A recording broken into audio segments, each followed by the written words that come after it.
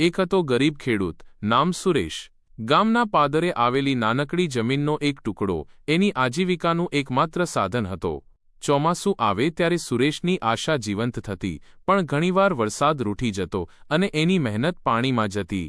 સુરેશ અને એનો પરિવાર માંડ 2 ટંકનું ભોજન મેળવી શકતા. એક વર્ષ ચોમાસું બરાબર આવ્યું નહીં. ખેતરમાં વાવેલા મકાઈના છોડ સુકાવા લાગ્યા. સુરેશ ચિંતિત હતો. ગામના બીજા ખેડૂતો પણ નિરાશ હતા. સુરેશે વિચાર્યું કે જો આ વર્ષે પણ પાક નિષ્ફળ જશે તો પરિવારનું શું થશે? એક દિવસ સુરેશ ખેતરમાં નિરાશ થઈને બેઠો હતો ત્યારે એને એક વિચાર આવ્યો.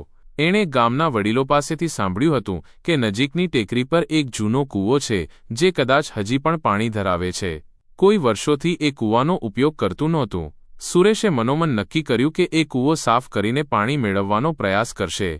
બીજા દિવસે સવારથી જ સુરેશ કૂવા પાસે પહોંચી ગયો. કૂવો કચરા અને પાંદડાથી ભરેલો હતો.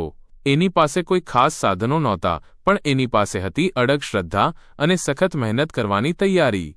દિવસો સુધી સુરેશે એકલે હાથે કૂવો સાફ કર્યો. ગામના લોકો એને જોઈને હસતા અને કહેતા, સુરેશ, તારો સમય બગાડી રહ્યો છે. એ કૂવો સુકાઈ ગયો છે. પણ સુરેશે કોઈની વાત સાંભળી નહીં.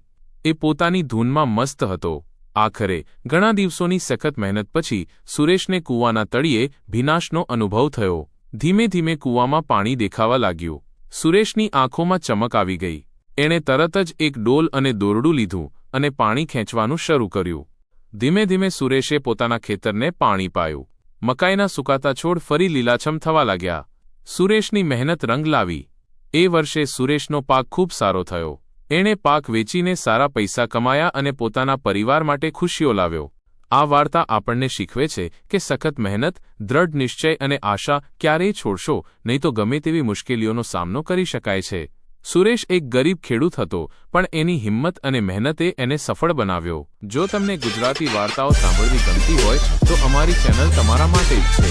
આવી જ રસપ્રદ અને નવી વાર્તાઓ નિયમિત સાંભળવા માટે અમારી ચેનલને લાઇક કરો, શેર કરો અને સબસ્ક્રાઇબ કરો.